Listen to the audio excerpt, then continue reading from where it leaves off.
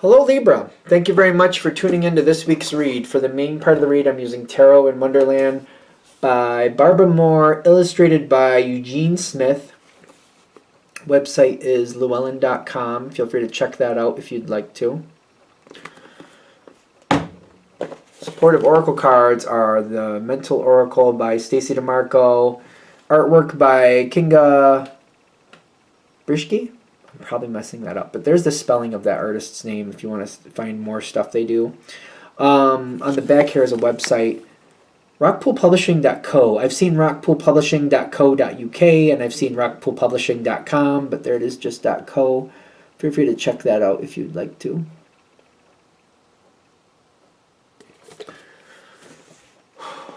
What do we have for Libra?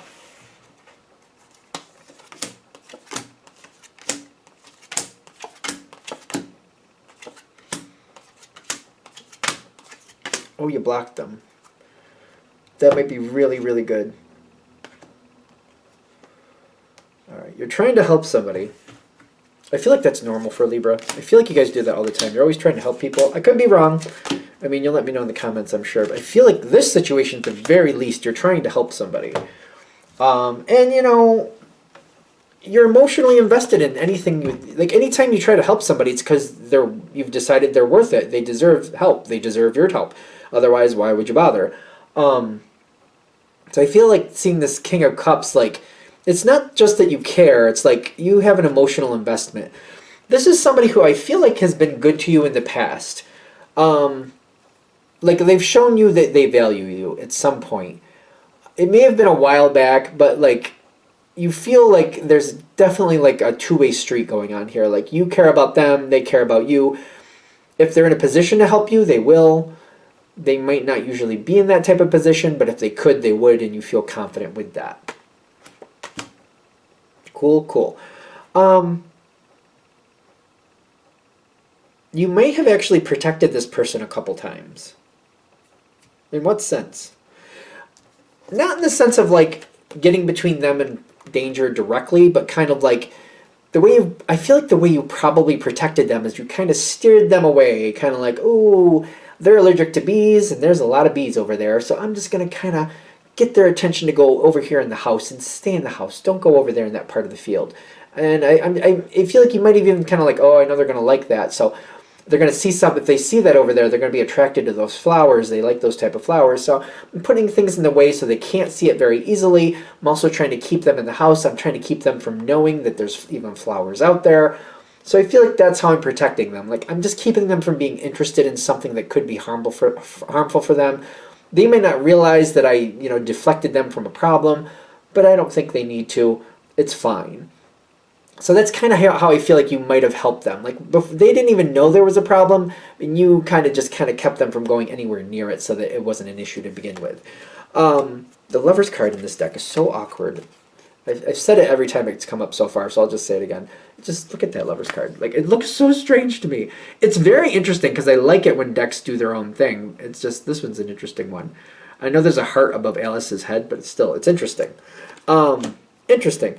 So when I get the Eight of Swords with the Lovers here, I do feel like I just don't let this person know what's going on. Sometimes I just deflect things before they even know it's happening so that they don't know how good they have it. Really.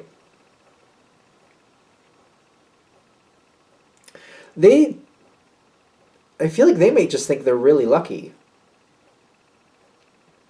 Really? Is it? Okay, can we get like a little bit more clarity on this? Is that really how that's coming in? Because I feel like you keep blocking problems. You just keep blocking them. Judgment in their favor, and the Two of Cups. Things just keep working out good for them. But the reason is because you keep blocking problems. They don't know how good they have it. Not in a negative way, but literally, you just never let it come anywhere near them. They don't have any idea how good it is for them. It's like, when I see this, is it biome? I want to say biosphere, but it says biome.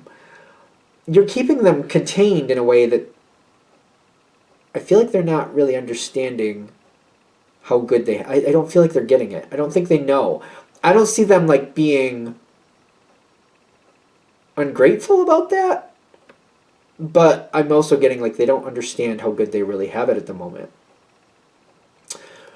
But they're going to need to step out of this biome soon.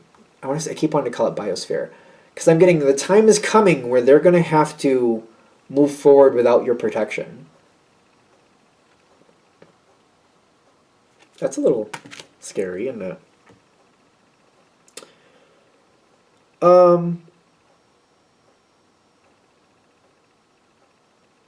It's coming. It's definitely coming. How far is it out is a question. Because when they're around you, they got the Ten of Pentacles and they got Earth. They got the protection of the Earth. These are both Earth cards. Like, Pentacles is Earth. And like, literally, that says Earth. How much Earth can you get other than a card that says Earth? You're very protective of this, but you're very careful. I feel like, what are you going to do with this? What are you going to do? What is the advice for Libra to handle that? Because I'm like, what are you supposed to do? I'm getting like telling them all the times you've helped them without them realizing it, but I'm like, is that really going to work? 5 of Fire, ooh, which is 5 of Wands, and then the Hermit card reversed. The 5 of Fire is conflict. The Hermit reversed is like telling your secrets. Tell them about all the conflict that you've protected them from. I feel like why am I resisting that? I'm not really super confident with that. It bothers me. I'm like, I don't know if I want to do that. I'm like, oh, I don't know if I want to do that.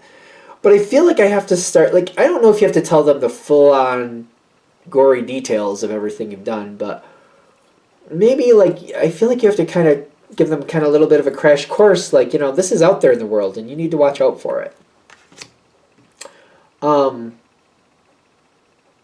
Because a little rain must fall, yes. There's a mountain coming up, and the mountain looks really cold, by the way. They got the mountain and they got the rain. This makes me feel like freezing rain here. It feels like freezing rain to me, which where I live, can be a very scary thing. I mean, I don't know where you live, but I suppose no matter where you are, if you have freezing rain, it's a scary thing, because that's where the roads freeze over with ice, the trees and the wires get filled up with all that weight. It can be a very devastating time.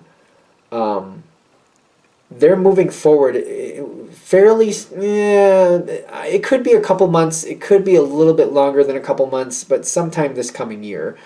Because I feel like they're making a decision and they're moving out of your sphere of protection. It doesn't seem like they're moving out in 5 seconds, but it's like they're slowly moving out of your sphere of protection, the biosphere, if you will, biome. They're moving out of your sphere of protection. Oh my god, this sounds so bad. I can't believe I'm going to say it, but I'm going to say it. Set them up to fail in small ways. I hate that I'm saying that. I feel like I'm like, really? Like, really? No, because if they fail in small ways, they can talk it out with you, and you could help them develop some, like, ways to handle things differently, things to look out for. They got to fail on their own, though. They got to fail a little bit.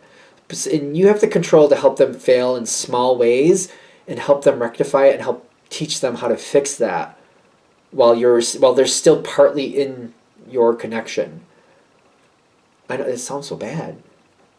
All right. If you don't like the advice, just don't take it. But I'm getting like, if you set them up to fail in small ways, you'll see how they're going to handle it on their terms, and you can, because I see them like making random decisions that don't really make sense, and I feel like they're going to do things you're going to be like, why did you do that? Like, I did not think you were going to do that with that. Why did you do that? You almost made that a lot worse. In fact, I think you made it 3 times worse than it had to be. What are you doing? You get to see that while they're still in your sphere of protection, and you can be like, you can help fix it, and you can talk with them like, okay, I see what you did there. Why did you choose that? Because I don't think it had to get that bad. Like, I see them making some big decisions here. Because I see them jumping into this next situation. These 2 cards, oh my god. These 2 cards together are not cool. The Fool jumping into the Devil's domain, bad idea. That's the Devil, right? Yep. That's why they're saying, if they're in your sphere of protection still and they're screwing things up and you kind of, I know it sounds really bad. I'm like, it's killing me that I'm saying it. You can teach them. You can think, oh my goodness, that's what you're going to do with that. Like, oh boy, like I didn't think that's what you were going to do with that, but that's what you did with it. If you don't find a way to teach them and find out what ways they're going to make these mess ups on their terms, you're leaving them to jump into the devil. They're jumping into this pit and the devil's waiting right for them. And it's going to be brutal. It's going to be brutal. On the other hand, if you don't like the advice, don't take it, because it's making me cringe every time I say it. But if you set them up for these small failures, you'll teach them to take the good with the bad. They're still going to have bumps and bruises, but not as bad as this. This is going to suck. That's going to suck so bad you can hear it across the world. There's going to be a whoosh of air. You're going to hear it from wherever you are. Oh, what's that whoosh of air? Oh, that's this person. They just got sucked into something that really is not good. Take it with a grain of salt. If you don't want to do it, don't do it. If this reading hits, it's up to you. It's information. You don't like it, walk away from it. Readings are for entertainment purposes only. Not for nothing. So, do what you gotta do with it. That's what I'm saying. Anything else? Alright, I'm gonna shut this down here. Hope that helps. Thank you for watching. If you'd like a direct reading from me, shoot me an email, jamesforastral@gmail.com. That's James the number 4, astral@gmail.com. If you're interested in the donation information, same email right below. You can see that information.